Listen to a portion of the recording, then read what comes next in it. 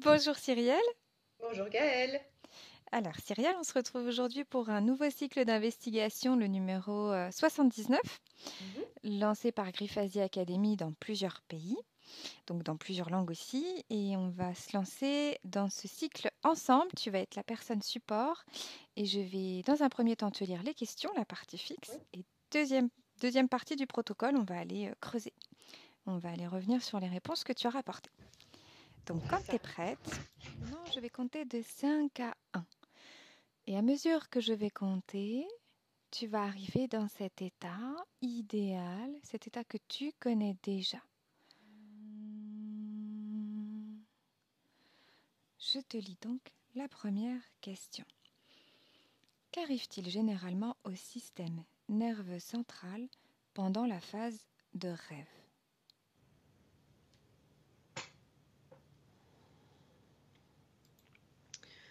Je ressens comme un ralentissement pour commencer,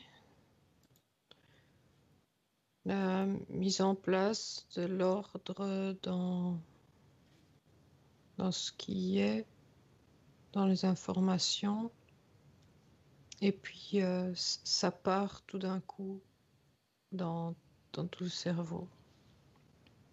Ça part tout d'un coup dans tout le cerveau. Mhm. Est-ce que tu vas ajouter autre chose? Là, je vois comme une petite flèche qui montre le cervelet. Le Mhm. cervelet, et puis après, c'est...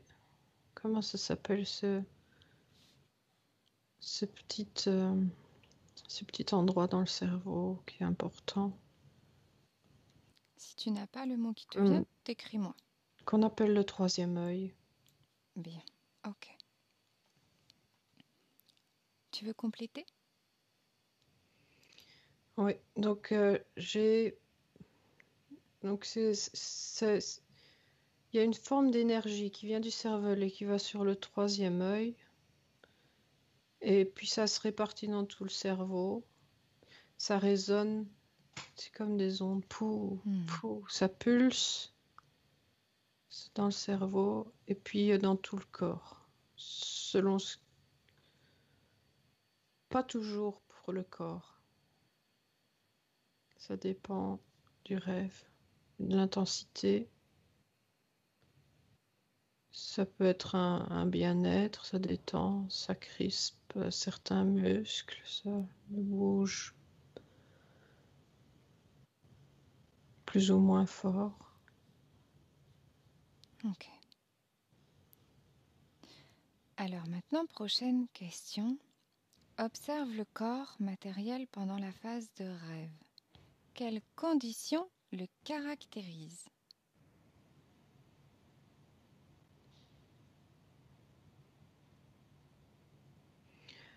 Je perçois l'attente, l'attente de quelque chose qui se passe. Mhm. Et prêt à l'action, oui, c'est de l'attente, prêt à l'action, prêt à redémarrer.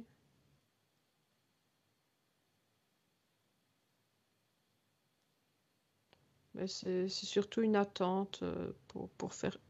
Oui, c'est ça. Je me répète. Ok. Alors, prochaine question. Y a-t-il des activités particulières que tu vois liées à d'autres corps dimensionnels? Oui ou non? D'autres corps dimensionnels. Ok, ça va par couche. Donc on a le corps physique qui attend, le corps émotionnel qui, selon ce qu'il a eu en journée, il est plus stressé ou plus détendu, préoccupé, joyeux. Donc il vit ce moment, cette émotion qui est la plus importante. Le corps mental qui, qui est mis de côté un peu à ce moment-là. Mhm. Lui, il n'a pas trop sa place à ce moment-là. C'est un peu comme s'il glissait Donc, je vois les corps qui sont répartis par couches, donc le corps physique, le corps émotionnel, le corps mental, et alors le corps mental, il glisse. Ensuite, on a le corps éthérique. Ah ben lui, il est libre là, il fait ce qu'il veut. Mhm. Il est parti un petit peu dans toutes les directions, sur tout ce qui l'intéresse. C'est Tout est bien en énorme la place. place qu'il prend pendant le rêve, surtout comparé aux autres corps. Est-ce que tu veux développer ce point?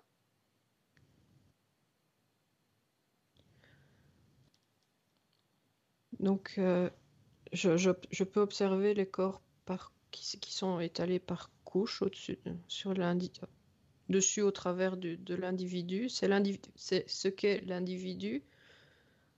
Et, et, et alors, oui, le corps éthérique, c'est énorme. Je vois pas la fin, où est-ce qu'il pourrait être.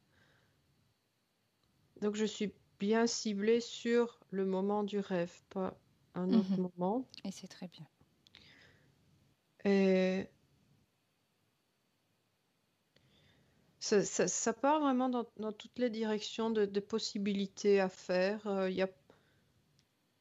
Je Ok. cherche un, Alors, une direction peut-être. alors, on continue les questions Ok. et on reviendra dessus. C'était pour voir surtout s'il y avait d'autres choses qui te venaient spontanément. Mhm. Prochaine question qui est en lien avec la première.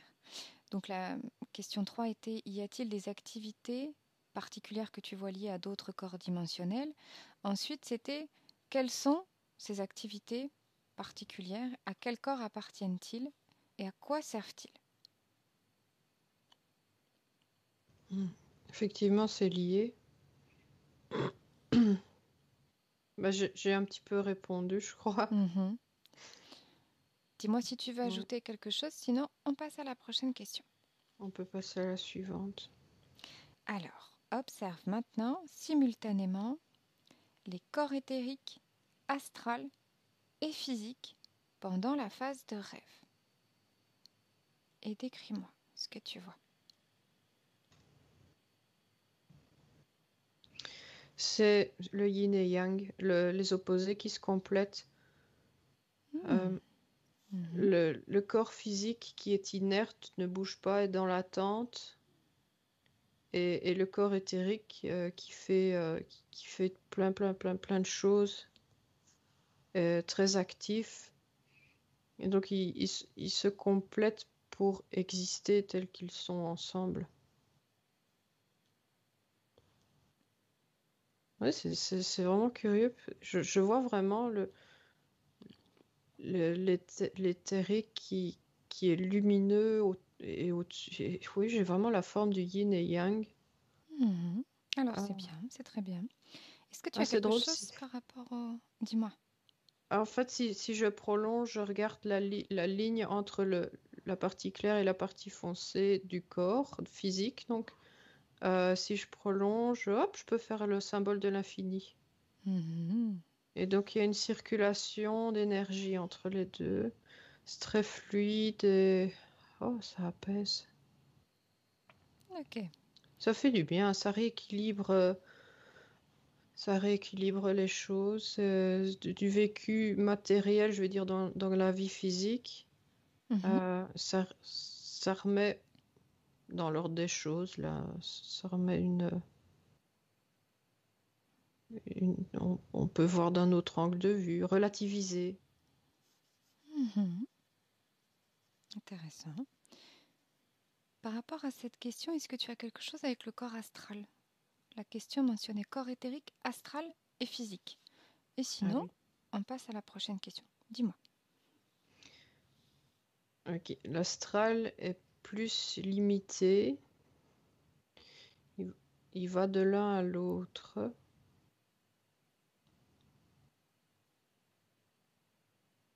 C'est drôle, on dirait un petit fantôme quelque part Hmm.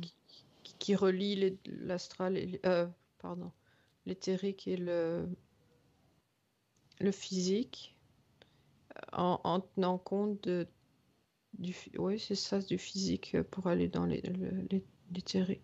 Il fait comme un pont, une liaison. Ok, bien. Maintenant, prochaine question. Observe l'activité des chakras pendant la phase des rêves. Et dis-moi.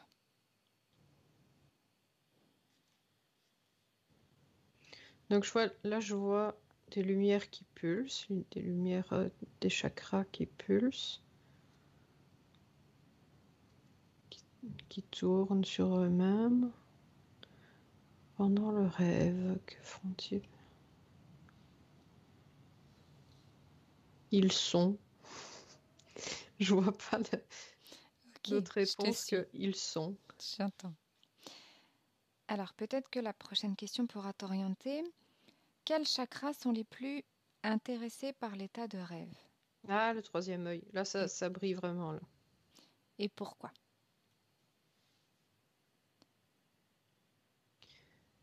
Ouais, je vois. C'est lui qui permet les voyages ailleurs. Mhm. C'est lui qui permet de s'évader, là. Euh, D'avoir accès. C'est une porte. Ok, et le au-dessus de la tête, le Mhm. coronal. Hop, Oui, c'est l'œil qui voit à travers le coronal pour avoir accès à toutes les informations dont il a besoin ou faire ce que la personne a à faire. C'est très joli à voir, en fait. C'est la Mhm. première fois que je vois les chakras. C'est très beau. Mhm. Alors, prochaine question. La capacité de rêve de l'être humain peut-elle se développer? Oui ou non? Non, on l'a tous. On a tous cette capacité-là. Et peut-elle se développer? C'est pour moi une question qui n'a pas de sens parce qu'on l'a, puis elle est plus ou moins forte à certaines périodes selon ce qu'on vit, mais elle est là. Si on s'en souvient pas, ce sont des barrières mentales qui bloquent. Mhm. Alors, prochaine question. Y a-t-il un lien entre la télépathie, la clairvoyance, la vision psychique et la phase de rêve? Oui ou non? Ce sont comme les sens physiques, toucher, goûter, voir, sentir, euh, mais plus, plus pointu, plus aiguisé.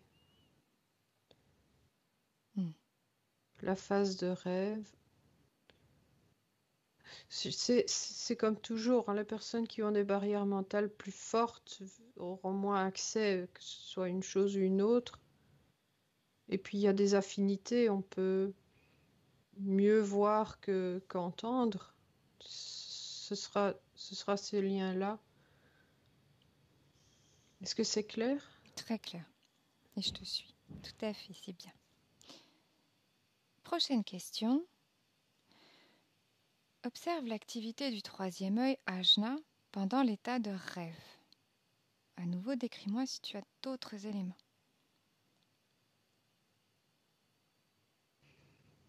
C'est drôle, je vois comme une petite télévision cathodique. Pas bien.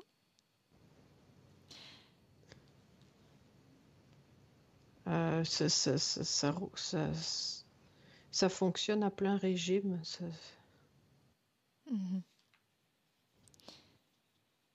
Alors, prochaine question. Observe l'activité du chakra du front ajna pendant un cauchemar.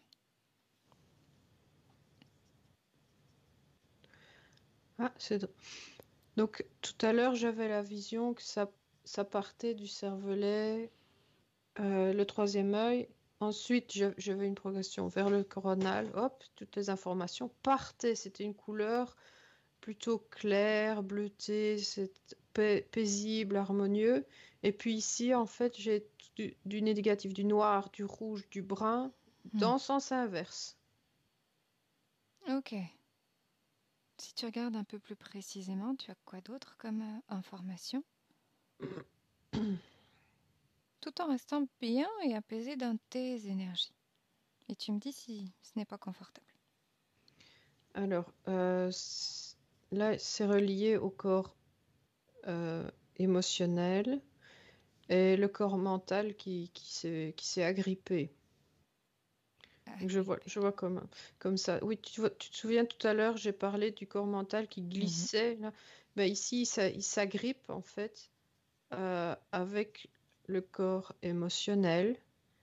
Et ça fait comme une bisbrouille, ça envoie des informations, plein d'images, de ressentis, plus stressants, nerveux, des choses qu'on ne veut pas voir, auxquelles on a pensé, qui nous font peur. Hmm. Ok. Le corps astral a son mot à dire là-dedans aussi. C'est Mhm. quand... Oui, ce sont des petits messages inconscients là, qui veut faire passer. Mhm. Intéressant. Ça va, Cyrielle? Oui, j'essaye de prendre la distance là-dessus. J'ai un peu suivi le mouvement malgré moi. Non, tout va bien. Tu es dans tes énergies, tu ne fais que observer. Comme si tu pouvais, dès à présent, et tu vas le faire au moment même où je vais te le dire, tu vas fermer tous les canaux sensoriels et tu ne gardes que le canal visuel. Tu observes, comme à travers une télé, toi aussi. Ok? Oui, Tu as besoin de remonter tes fréquences? Je oui, compte. un petit peu, oui. Prends de la distance, ferme tous les autres canaux et garde simplement le canal visuel ouvert. Je compte de 1 à 3. 3. Est-ce que ça va mieux, Cyrielle? Oui, beaucoup mieux, merci. Ok, on a presque fini. Prochaine question. Pendant la phase de rêve, quelles activités sont caractéristiques de la partie subliminale et à quoi servent-elles?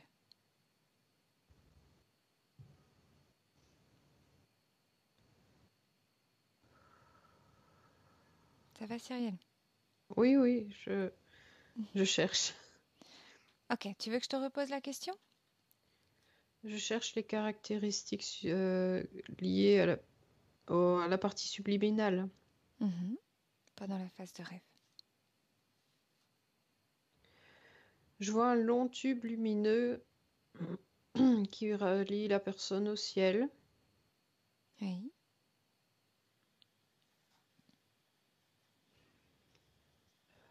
Le ciel, c'est tout ce qui est, toutes les informations que l'on peut avoir accès, auxquelles on peut avoir accès. Euh, c'est comme un grand hall de gare où tout le monde se croise, tout le monde se rencontre, tout le monde se connaît. Euh, oui, donc on peut échanger des informations, aller où on veut, comme on veut. Mhm. C'est intéressant. Oui, c'est sympa comme Ouais. truc. Alors, avant-dernière question. Y a-t-il des différences entre les rêves des bébés enfants et les rêves des adultes? Oui, non ou en partie.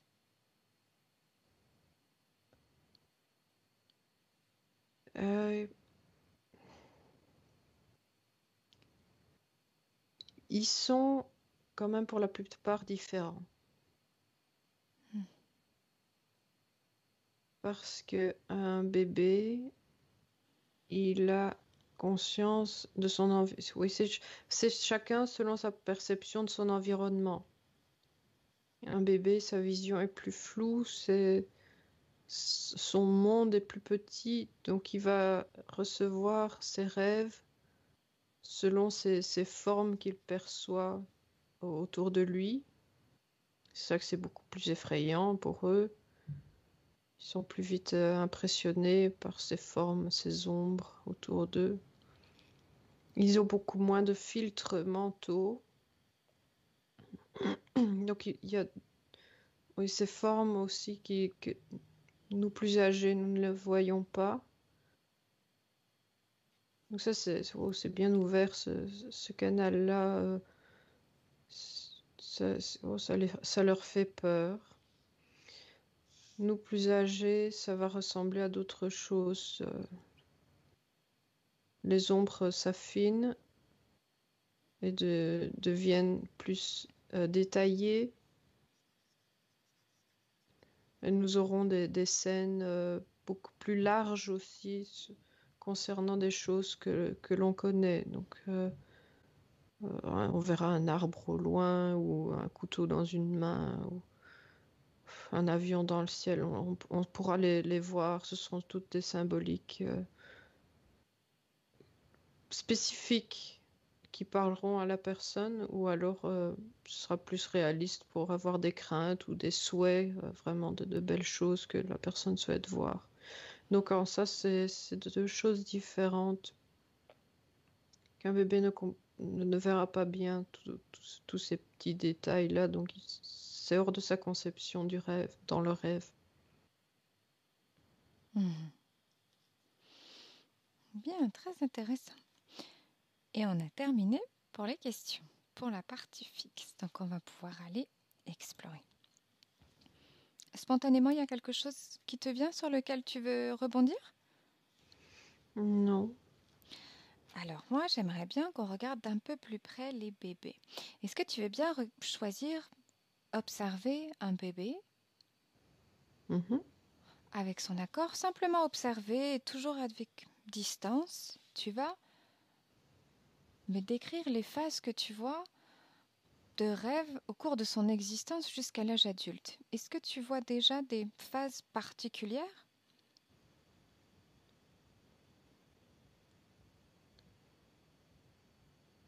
Euh, alors, je sens venant de lui de la tension. Donc, ce sont des émotions brutes Mhm. dans un petit corps. Tellement d'émotions brutales qui viennent. Ça perturbe, c'est gros pour eux. Donc, ça doit sortir tout de suite, ça fait pleurer, puisqu'ils ressentent plus fort. Ils ne sont pas habitués. Donc, d'abord, ce sont des émotions. Quel âge, la phase que tu es en train d'observer, quel âge a l'enfant? 2 mois. Ok, ok. Tu veux bien me décrire comment est-ce que ça se passe pour lui, la phase de rêve, de sommeil, en l'observant, simplement en regardant, en restant détaché de l'émotionnel, parce que tu es dans tes énergies propres. Donc, la première image qui me vient, c'est un cerveau qui n'est pas encore tout à fait formé. Mhm.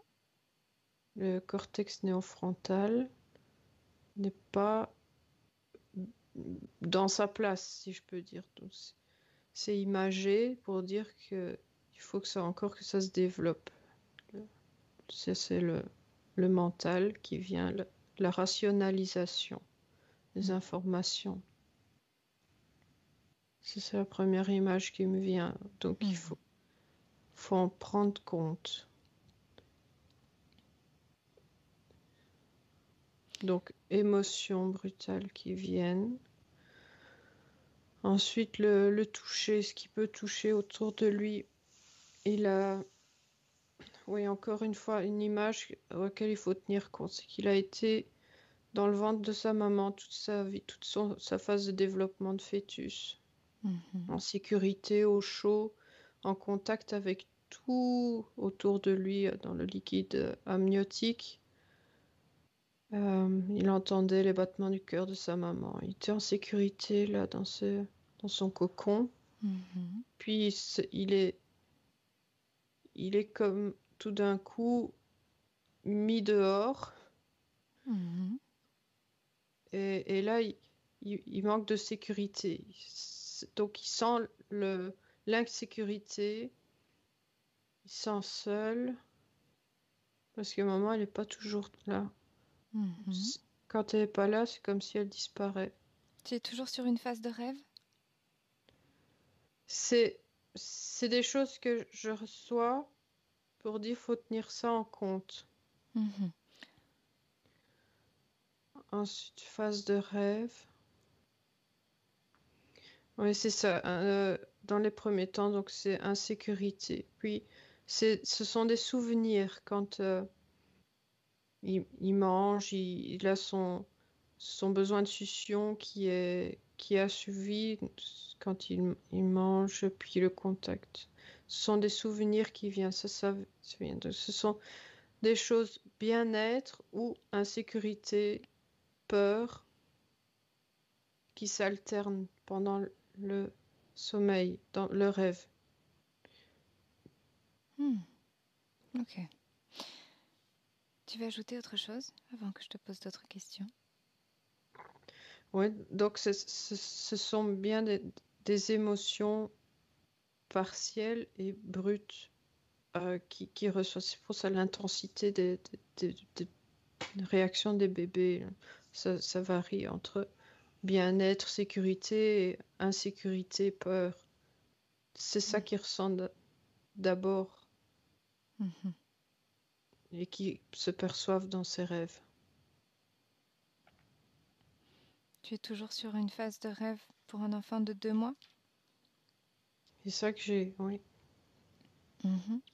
Détache-toi, Cyrielle, de l'émotionnel et regarde simplement la partie subtile de l'enfant. Que fait-elle? Tu veux bien me la décrire?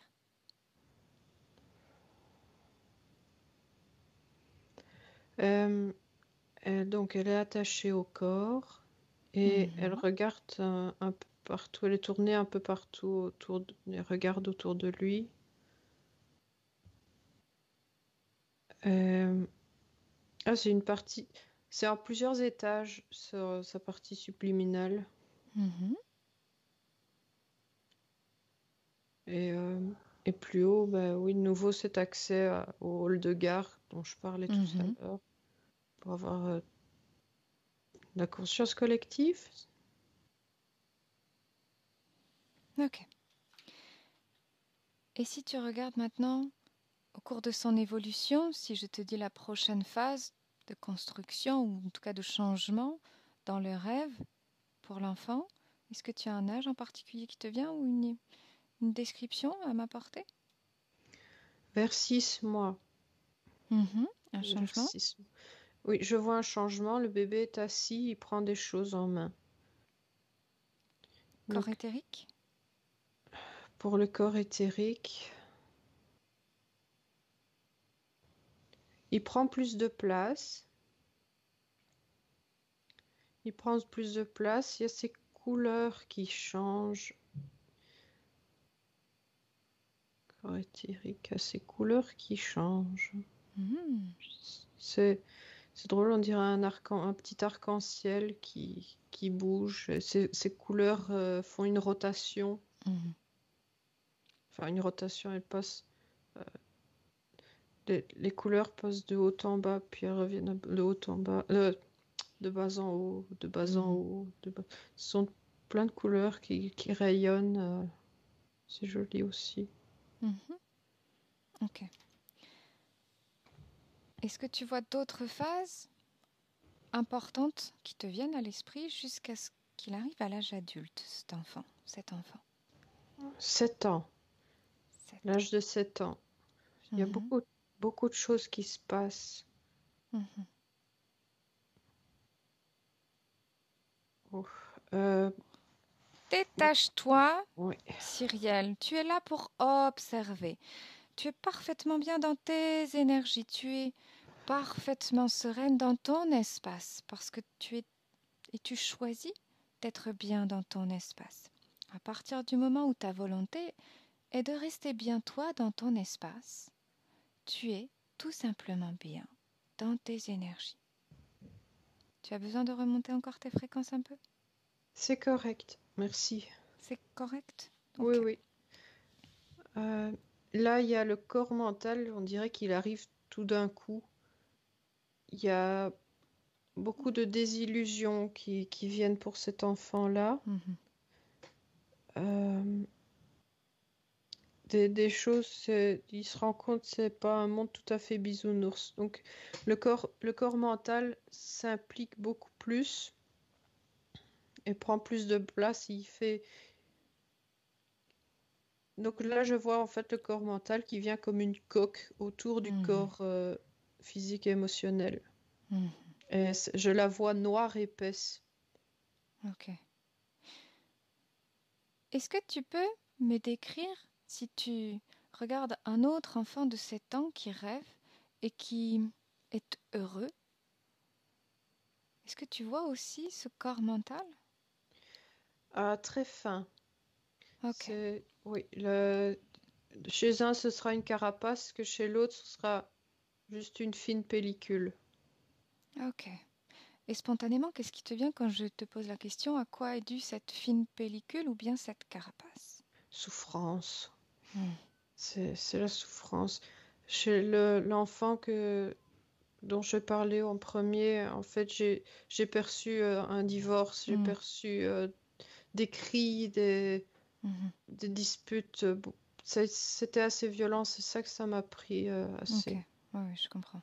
Je comprends. Garde la distance. Oui. On peut même faire un exercice si tu veux qui va peut-être t'apaiser. Trouve un enfant qui a connu un divorce à 7 ans et qui pour autant le vit bien. Et décris-moi. Oh, c'est pas facile. C'est Pourtant, il y en a. Oui, j'entends culpabilité de l'enfant.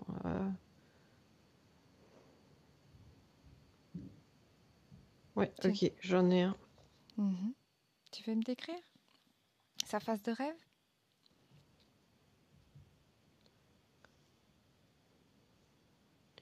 Sa phase de rêve, il voit que ses parents s'entendent bien. Mhm. Donc ça le rassure. Ça le rassure. Ok. Oui. Mhm. Il a une belle famille qui est entourée. Et je vois du coton, en fait. Tout du coton autour de lui, parce il est bien mis. Il est bien là. Ok. Et son corps mental, comment est-il? Ah, chez lui, son corps mental est brumeux, comme si il n'était pas très perceptible. Ok. Ok, ok. Ce qui m'amène à une autre question. Est-ce que tu perçois des rêves plus ou moins similaires en fonction des, je dirais, des filtres culturels dans le monde, des zones géographiques? Des apparitions maritales, là, maritales, comme on dit, euh, de Marie, là. Il y a Ah, plusieurs, ok. il y a Je beaucoup de vois. gens qui Très bien. la voient. Oui. Mm. C'est la première chose qui m'est venue. Mhm. Ok. Ok. Même Jésus aussi. Oui. On a la famille. On a la famille, exact. Mhm. Ok. Parfait. Prends du recul, déconnecte-toi et on va aller regarder d'autres choses. Est-ce que ça va? Oui, Comment ça va tu très es? bien. Ça va bien. Ok. Est-ce Oui. que tu veux bien revenir sur une personne qui, lorsqu'elle est dans sa phase de rêve, parce qu'il y avait une question autour de la clairvoyance, vision psychique, télépathie, une personne qui a ses sens plus aiguisés, comme tu disais, Oui. est-ce que tu veux bien comparer une personne qui a déjà, on va dire, ce canal de médiumnité ouvert à l'état d'éveil, est-ce qu'il est différent quand il dort, cet individu, cette personne? Comment ça se passe pour elle le rêve quand elle dort, sachant qu'elle a déjà canal de médiumnité ouvert? Par curiosité, simplement. Ce sera juste qu'elle est active inconsciemment. Hmm.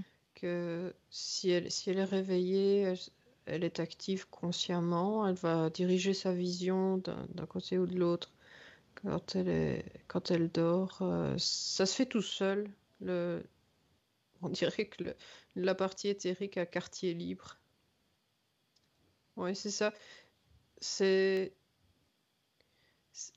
quand elle est réveillée, la personne dirige son corps éthérique et elle lui dit, tu vas là, tu vas voir ça, tu vas voir ça.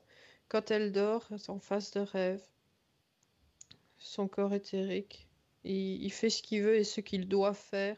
Et souvent, il doit travailler en fait sur cette personne-là, sur les bêtises qu'elle fait parce qu'elle va voir des choses qu'elle ne doit pas faire. Donc ça lui apporte des miasmes. Mhm. Et donc, sa partie éthérique la guérit, si je peux dire, la nettoie. Comment il fait ça, par curiosité, encore une fois? Elle brille. Elle brille, ça brûle tout ce qu'il y a dans son espace. Parce qu'il y a des choses dans son espace. Oui, oui, oui, oui. Mais il y a des choses que la partie éthérique ne peut pas toucher toute seule comme ça, qui n'arrive pas à enlever. Donc, il y a comme Mhm. des poussières dans le coin du mur, là. Mhm. Ouais. Ok. Est-ce que tu trouves une personne qui fait des rêves lucides? Et tu peux me décrire?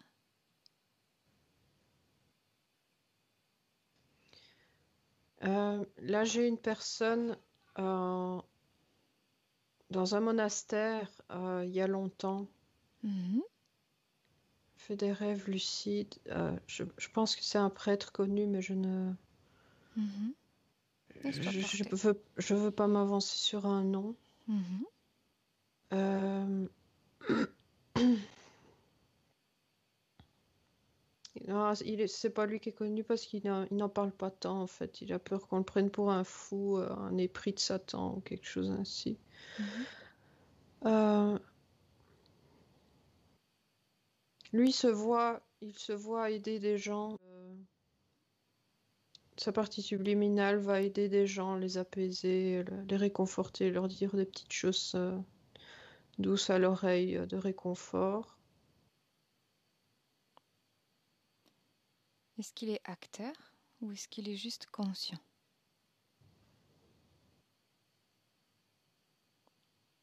C'est drôle, j'arrive pas à me décider entre les deux. Un Ok. acteur conscient. Il peut être conscient, mais ne pas piloter. Ou En bien, fait, je crois il qu'il peut... est tout à fait d'accord avec sa conscience d'aider les autres. C'est sa mission de vie. Donc Mhm. il aime les gens, il veut les aider. Il se voit le faire et il assiste Ok. consciemment. Ouais. Ok. Et si tu regardes sur le plan purement le fonctionnement du cerveau, qu'est-ce que tu vois par rapport à quelqu'un qui rêve, un rêve profond, et on va dire qui est en sommeil profond, qui rêve et qui n'a pas forcément conscience de son rêve? Toutes les parties du cerveau sont actives. Mhm. Ça brille un peu partout dans son cerveau.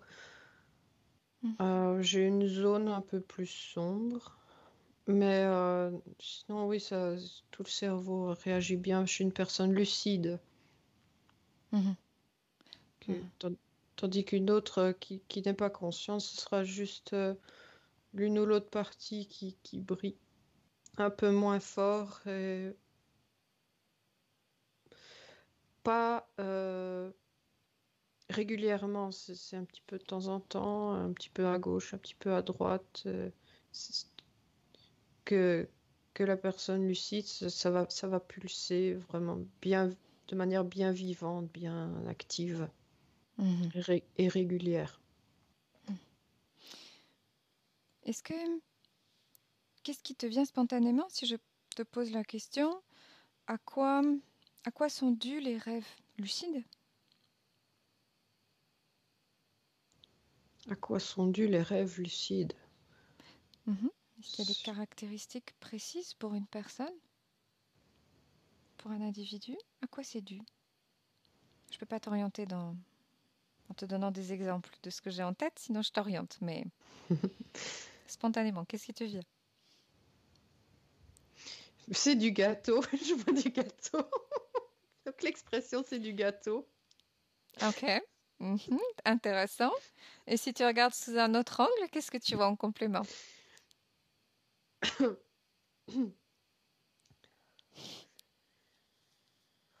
Oui, c'est la personne, c'est plus facile pour lui. C'est comme un muscle qui est plus entraîné. Ok. C'est facile, là, c'est du gâteau. Ok, ok, ok. Et si je te t'aiguille avec une caractéristique, quelque chose, un mot qui te vient, ou on reste sur le gâteau? Je peux te décrire le gâteau si tu Oui, veux. vas-y, si tu veux. Si le gâteau te fait rire, avec plaisir. Écoute, décris-moi. Non, c'est un beau montage à plusieurs étages avec du glaçage, de la crème chantilly, des petits fruits. C'est Oui, oui, joli. Mais bon, d'accord. Ok, ok, ok. Alors attends, je me recentre. moi aussi.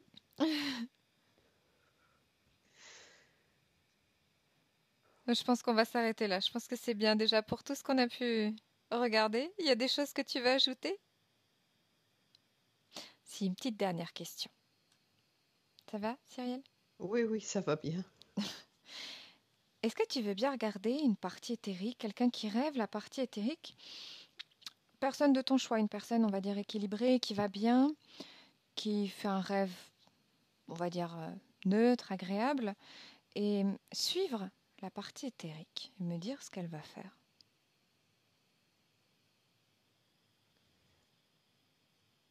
Ouais, je la vois récolter des informations. Elle prend la partie éthérique, donc prend des livres, s'informe, Hmm. va discuter. Elle va discuter avec qui? Dans ce hall de gare dont tu parlais tout à l'heure ou ailleurs? Oui, bah on dirait que c'est un étage juste en dessous de ce fameux hall de gare, là. Euh, c'est une pièce genre bibliothèque Mhm. où il y a deux, trois personnes qui étudient. Deux, trois personnes qui étudient? Oui, elles se rencontrent là. Elles sont intéressées par le même centre Ok. d'intérêt. Mhm. Euh, Que va-t-elle faire avec ce livre? qui... je demande qui est, elle me répond juste un autre être. Elles, elles- ouais, Reste, ces personnes-là reste peuvent s'échanger simplement les livres. Ouais. observatrice. Et Oui, à oui. partir, même en étant observatrice, tu as la possibilité, toi, de savoir, sans interagir avec cette personne. Parce qu'on ne lui a pas demandé son accord, on observe de l'extérieur. Et si tu la regardes, et demande-lui si elle est d'accord pour qu'on l'observe. Oui, c'est une énergie masculine accueillant. Il fait un signe, un grand sourire. On est d'accord. Ok. Que va-t-il faire avec ce livre? Donc, la première personne que j'observais prendre le livre s'est retournée vers cette deuxième personne qui a été accueillante là. Et donc, ils ont le livre entre eux, ils en discutent, ils ouvrent les pages, ils tournent les pages, ils pointent un sujet Hmm. et ils en discutent tous les deux, ils s'informent. Et il me dit en fait, je suis pas ce qu'on pourrait appeler un guide, mais plutôt quelqu'un qui oriente ou qui donne des conseils sur une certaine situation, et puis au final, tu as ton libre arbitre, tu fais ce que tu veux. Il dit, je suis pas un guide comme vous Mhm. avez l'habitude d'en parler. Moi, je suis juste là parce que je Dé- suis là, c'est tout. Décroche, déconnecte et je veux que tu regardes de l'extérieur la personne qui rêve. Et tu te concentres, toi, ton attention sur la personne qui rêve. La Oui, personne que tu voyais ouvrir un livre, se oui, renseigner. Décroche, je ne veux pas que tu... On va dire que je ne veux pas que tu accordes de l'intérêt à quelqu'un d'autre qu'à celui qui rêve. D'accord? oui, Ta oui, volonté, c'est de l'observer lui, de regarder ce qu'il oui, fait lui et de oui, regarder ce qu'il va faire au cours de ce rêve. Ok?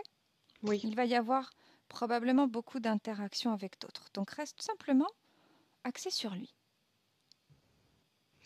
Donc il y a un sujet dans la vie qui le perturbe et il a besoin de prendre des informations. Il va prendre ce livre, il a plein de choses à voir dans ce livre-là. Mhm. Et il est très intéressé, curieux. Là, il va remonter juste au-dessus dans le hall de gare, là. Mhm. Et c'est curieux, en fait, c'est comme s'il lançait un appel général. Là, il y a son, il, il a lancé une sorte de pulsion, comme pour appeler certaines personnes qui viennent autour de lui pour avoir. Et il s'échange là des infos sur des expériences. Mhm. Et après ça. Je vois des échanges de couleurs. Lui était d'abord une couleur rouge pâle. Mhm. Et en échangeant avec les autres, il y a différentes couleurs qui se mettent en lui. Je, je pense Par que c'est ça. curiosité, tu peux regarder si c'est ses propres énergies qu'il va transformer ou bien s'il y a un transfert d'énergie avec d'autres, Non, spontanément. ce sont ces couleurs à lui qui changent. Ok, bien. Mhm. Oui, ce sont ces couleurs à lui qui changent. Il y a, c'est, même s'il est en contact avec les autres, c'est pas les autres qui l'impactent. Mhm. Ah, comment- Et je te suis, je te suis. C'était juste ok. une curiosité, encore une fois. Et si tu continues de regarder ce qui se passe après? Là, il a ses informations et il retourne Hop, il descend, il descend. Il retourne dans son... dans et autour son corps physique et il se réveille. Ok. Et spontanément, il est revenu avec des informations, il est revenu avec des choses en plus? Comment est-ce que ça se gère dans la vie, peut-être? Il y a des informations qui te viennent ou rien de particulier? Sur son Ce, voyage cette nuit-là, dans ce rêve, est-ce qu'il revient avec quelque chose en particulier pour lui? ce sont des idées de travail. Il Des travaille, il a un travail manuel à faire et il a maintenant l'une ou l'autre idée qui peut gérer pour améliorer sa tâche. Ok. Mhm. Et comment est-ce qu'il se réveille? Comment est-ce que les corps se remettent dans le corps physique?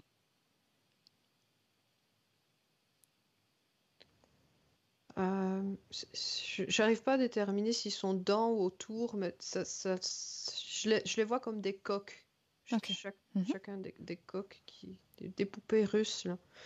Ok. Euh, oui, ils se remettent ensemble. Là, la partie éthérique vient alors s'emboîter aussi autour. Au lieu de prendre toute la place au-dessus, elle, euh, elle, elle se fait une forme autour du corps physique, Ok. autour et dedans, au travers. Mhm. Je sais pas comment expliquer. Je te suis. Et énergétiquement, le corps, quand la personne se réveille, comme tu peux me la décrire énergétiquement? Donc c'est une personne qui est bien équilibrée, bien dans sa tête. Il aime bien faire ce travail manuel. Je penserais pour la charpenterie. Mhm. Il travaille le bois. Mhm.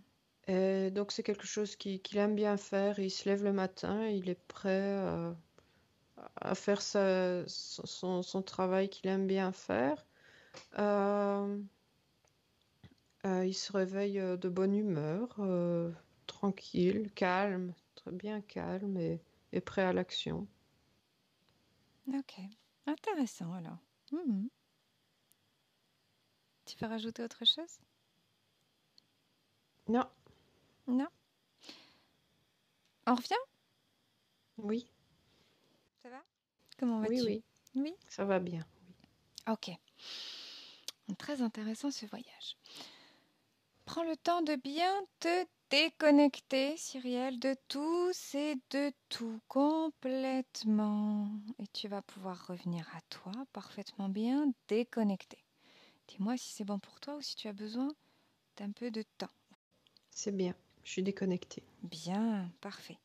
Je vais compter de 5 à 1. Tu peux ouvrir tes yeux. Alors, comment vas-tu, Cyril? Quel beau voyage, ça va bien. Quel beau voyage, très intéressant. Ouais. Et merci pour toutes ces petites informations que tu as rapportées. Comment tu te sens? Ah, ça va bien. Ça va bien? Ouais, ouais. Parfait. Benvenuto a questo nuovo video di Disclosures. Oggi parliamo della cosiddetta sessione di ipnosi investigativa. In realtà non esiste una sessione di ipnosi investigativa. Non che non si possa fare investigazione di ipnosi, però è che non esiste una sola sessione di ipnosi per dire si è fatta investigazione, per prendere quell'informazione come buona. Perché? Sappiamo intanto che l'informazione che arriva in ipnosi è molto contaminata. La percentuale di inquinamento dell'informazione è altissima. Pensate a questa informazione che viaggia per tantissime dimensioni, attraversa densità, passa per coscienze che volontariamente o involontariamente possono distorcerla. E poi arriva infine alla persona che sta in ipnosi, che ha una coscienza, ha una mente, ha un'esperienza e interpreta questa informazione secondo la sua struttura mentale, secondo le sue credenze, che per quanto si possa essere più o meno liberi mentalmente, liberi pensatori, sempre c'è una parte subliminale che interpreta in base all'educazione ricevuta, alla cultura e perché no, anche tutte le esperienze di esistenze passate che ancora lasciano un segno in noi. Per capirci, è come se dovessimo parlare con un'altra persona immersi nell'acqua, a qualche metro di distanza, cercando di utilizzare un mezzo, che è quello della corda vocale, che è fatto per produrre suoni da trasmettere nell'aria. Noi stiamo utilizzando questo strumento per far passare un'onda sonora nell'acqua o in un liquido. Chiaramente il suono viene completamente distorto, sempre ammesso che sia per il nostro corpo facile e non difficoltoso poterlo fare senza avere dei problemi come ingurgitare acqua o eccetera. Ma non solo. Supponiamo che per questo tipo di comunicazione utilizziamo anche due lingue diverse, per esempio un italiano e un russo o un giapponese. Per quanto possiamo anche interpretare il labiale, non possiamo capire quello che ci sta dicendo, perché la lingua è diversa. La lingua, diciamo, da dove parte l'informazione a dove arriva è completamente diversa, il codice, il linguaggio è diverso. Ma possiamo anche cercare di capirci attraverso i gesti, attraverso le espressioni facciali. Per quanto sia ipoteticamente facile poterlo fare sott'acqua, però non dobbiamo dimenticare che l'acqua non è l'aria e può distorcere l'immagine, ma non solo. Dobbiamo anche pensare che l'altra persona, che parla un'altra lingua, che viene da un'altra cultura, potrebbe interpretare i segnali che noi interpretiamo come X in Y. Per noi un sì è abbassare la testa dall'alto verso il basso, per esempio, sì, e il no da sinistra verso destra, no. In alcuni paesi orientali, come le Filippine credo o qualcun altro, utilizzano esattamente gli stessi segni, ma al contrario. No, sì. Immaginate due persone di queste due culture che stanno cercando di comunicare in maniera così difficoltosa e alla fine non gli rimane altro che interpretare il linguaggio corporale. Sì, che per l'altro invece no. Cosa voglio dire con questo esempio estremo? Che l'informazione da dove parte a dove arriva viene completamente deformata. Non sappiamo esattamente quale percentuale perché ogni situazione è a sé stante, però la percentuale di inquinamento, di distorsione, di contaminazione di questa informazione è assolutamente alto. Quindi fare una sessione investigativa, mettere una persona in ipnosi e chiedere di Tizio Caio Sempronio di una situazione o chiedere certi dati è assolutamente controproducente, è assolutamente inutile. Quindi vi chiederete cosa fate allora voi quando fate ipnosi, quando fate delle domande, quando cercate delle risposte e con queste informazioni che vi arrivano lavorate sulla situazione esoterica del cliente. Beh, non facciamo altro che recuperare questa informazione solamente per arrivare al problema del cliente e poi lavorarci.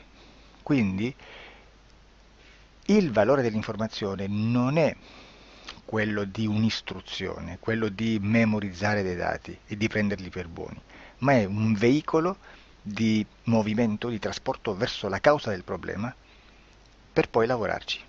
Quindi lo scopo di questo tipo di informazione che si prende dalla singola sessione è completamente un altro. Come si fa quindi?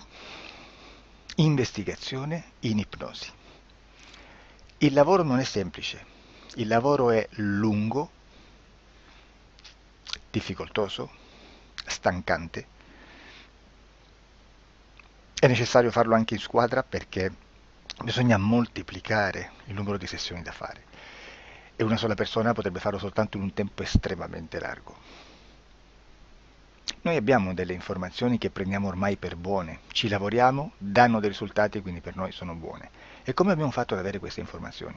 Per esempio, come facciamo a sapere che un extraterrestre chiamato il cosiddetto grigio è più o meno alto X, poi ci sono magari quelli anche un po' più alti, ma hanno un corpo strano, hanno una pelle grigio-verde, hanno degli occhi grandi a mandorla, neri, senza una pupilla visibile, non hanno quasi bocca né naso né orecchie, hanno soltanto delle fessure, non hanno organi genitali, hanno degli arti molto più lunghi rispetto alla proporzione che potrebbe avere il corpo umano, e di solito hanno meno dita delle 5 del corpo umano, eccetera, eccetera, eccetera. O se no prendiamo un altro tipo di essere che possiamo incontrare in ipnosi, come facciamo a dire che hanno delle somiglianze con i rettili, gli animali rettili terrestri o gli animali, gli invertebrati, gli insetti terrestri? Perché? Perché siamo sicuri di questa informazione e ci lavoriamo e quando ci arriva la prendiamo già per buona, nonostante sia anch'essa contaminata. Perché queste informazioni sono arrivate da tantissime sessioni, fatte da tantissime persone, con tantissime altre persone sotto ipnosi, e che nel contesto di tutto il lavoro gli uni non sapevano degli altri. Questo dato può essere più o meno rilevante, sempre c'è contaminazione e quindi possiamo prendere per buono anche un gruppo di lavoro dove l'uno possa sapere dell'altro. Ci potrebbe essere una contaminazione del contesto di quel gruppo di lavoro, ma si aggiunge semplicemente una piccola percentuale di questa contaminazione a già la grande che esiste. Non è così impossibile lavorarci. Da tutte queste sessioni, da questo grande numero di sessioni, migliaia, diciamo migliaia, noi prendiamo solamente quell'informazione che è uguale a tutte, che è in comune a tutte, o a quasi, perché magari qualcuna ci potrebbe essere niente in comune per una fortissima contaminazione, perché no? Ma dobbiamo prendere una stragrande maggioranza, proporzionalmente abnorme rispetto a quello che potrebbe essere un minimo di scartabile, e lì possiamo prendere per buona questa informazione. Quindi se noi su 10.000 persone diverse, con operatori anche diversi, in cui in ogni sessione vediamo un essere che più o meno ha le stesse caratteristiche del grigio o dell'insettoide, a forma di mantide religiosa, o il rettile a forma di lucertola, per esempio, di serpente o di quello che sia, o se vediamo il pianeta Marte più o meno di colore rosso, o se vediamo dei sotterranei eterici, non fisici, nel sottosuolo terrestre, soprattutto sotto le grandi città, dove c'è concentrato molto potere, molta energia di questo tipo, e che più ne hai più ne metta.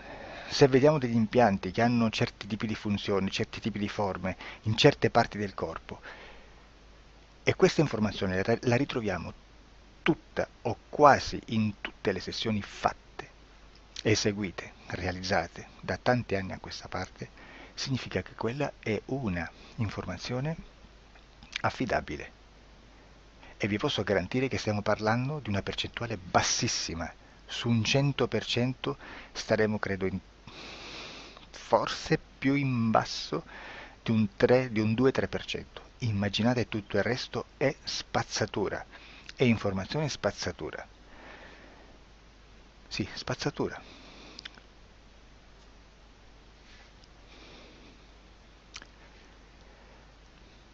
C'è anche un'altra cosa da dire. Supponiamo che un operatore faccia un'ipnosi e voglia andare a vedere cosa fa Tizio, cosa fa Caio, cosa fa Sempronio. Arrivano delle informazioni e si dice che Tizio è biondo, Caio è zoppo e Sempronio è uno sportivo. Intanto già abbiamo detto che una sessione soltanto non serve, d'accordo? Ma poi c'è da dire che una coscienza, un essere, in ambiente subliminale, la sua parte subliminale potrebbe non dare autorizzazione a questa fuoriuscita di informazioni. Mi potreste dire, e allora tu quando chiedi agli esseri cosa fanno, cosa non fanno? Beh, intanto la prendo sempre con le pinze perché abbiamo sempre detto che tutto è molto contaminato e mi serve solo per dirigermi da una parte. Ma c'è anche da dire che se un essere interferisce con l'altro, ha aperto un canale di comunicazione a cui non può ovviare, a meno che non lo recida, non lo annulli. Quindi quando io faccio la domanda a un essere, se lo faccio attraverso l'interferito, mi arriva l'informazione per un canale aperto che sottostà alla volontà dell'interferito. Sulla volontà dell'interferito parleremo in un prossimo video disclosures. Però, se io voglio fare un'investigazione sopra Tizio, Caio e Sempronio che non hanno nessun collegamento, nessuna interazione e nessuna interferenza con il soggetto con cui io sto realizzando l'ipnosi, non è detto che mi arrivi questa informazione. Assolutamente. Potrebbe esserci completamente un muro. Come potrebbe esserci informazioni perché quell'altra parte potrebbe autorizzare comunque. Ma non è detto.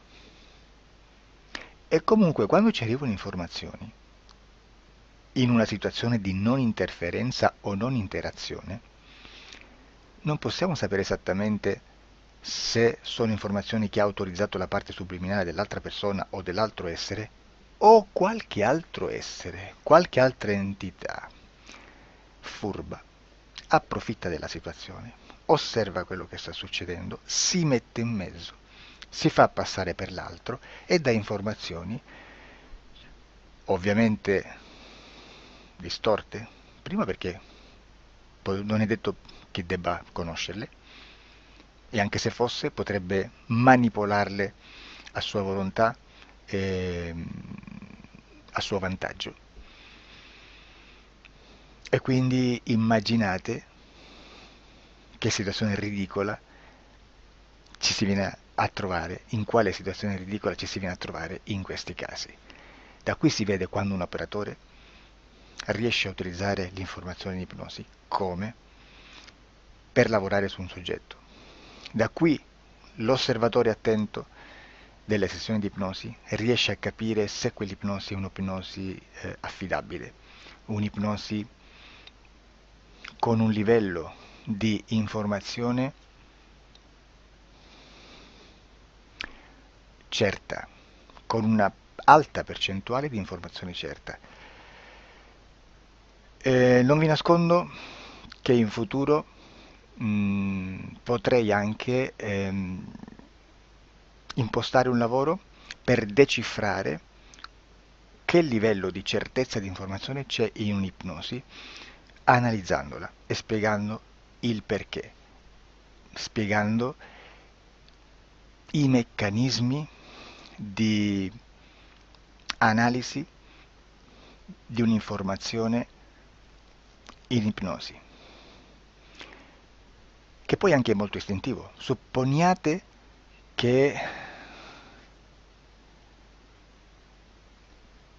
che dobbiamo cercare un'informazione su internet, per esempio un fatto di cronaca. Voi preferite mettervi su un sito ufficiale? A caso. L'ANSA in Italia, ADN Kronos, qualche telegiornale che per quanto possano manipolare l'informazione ad alti livelli, comunque possiamo dare affidabile la fonte dell'informazione che viene trasmessa. Non possono trasmettere una bufala sicuramente. Verrà sicuramente manipolata ad altri livelli. Ne parleremo in altri video, ma a livello base la fonte è certa. Sicuramente non andrete a cercare questa informazione sul primo sito, il primo blog che vi passa davanti e magari c'ha 4 followers. Perché? Perché non vi dà nessuna garanzia della certezza della fonte. Non c'è un controllo né nella struttura interna di questa agenzia di informazione e né dal grande pubblico, che per la quantità di persone che attingono quell'informazione si può dedurre se l'informazione è certa o meno, perché è un'informazione che passa in un pubblico così vasto che se ci dovesse essere una distorsione con la realtà è molto probabile che venga fuori. Credo che abbia detto quasi tutto sulle sessioni investigative. Prima di chiudere aggiungo che proprio per questo stiamo conducendo dei cicli di investigazione in ipnosi regressiva che comprendono tante sessioni con persone diverse, con una buona o eccellente suscettibilità ipnotica sicuramente, per poter indagare su spazi ristretti su alcuni temi. Perché dico spazi ristretti? Perché se andiamo a prendere eventi grandi nel tempo, nello spazio, storici, parlare di qualcosa di molto generico implica una quantità di sessioni abnorme. Immaginate se dovessimo fare una sessione investigativa sui buchi neri. Quanta informazione ci sarebbe e quante informazioni da filtrare. Sarebbe quasi impossibile farlo in questa maniera. Ma se noi riduciamo lo spazio di investigazione, se noi prendiamo per esempio, investighiamo sulla pedofilia nella Chiesa Cattolica, ecco, se già restringiamo il campo d'azione è molto più facile che possiamo attingere informazioni affidabili, presuntamente affidabili, con un numero di sessioni sicuramente alte, ma ridotte rispetto ad altri tipi di sessioni molto più generiche, su temi molto più generici. Quindi per fare anche delle investigazioni su temi molto generici bisogna suddividerli in temi, in dettagli, per poi alla fine, quando tutta l'informazione è stata filtrata ed è stata dedotta l'informazione comune, si possono mettere insieme per cominciare a costruire il quadro, mettere insieme tutti i puzzles. Questo è il vero senso dell'informazione in ipnosi, quando si fa ipnosi investigativa. La sessione per risolvere una problematica, un problema, con una presunta origine esoterica di un cliente, di una persona, è un'altra cosa, sono altri metodi, altre tecniche e l'informazione si usa in un'altra maniera, ha un altro scopo. Grazie, ci vediamo al prossimo video. Disclosure.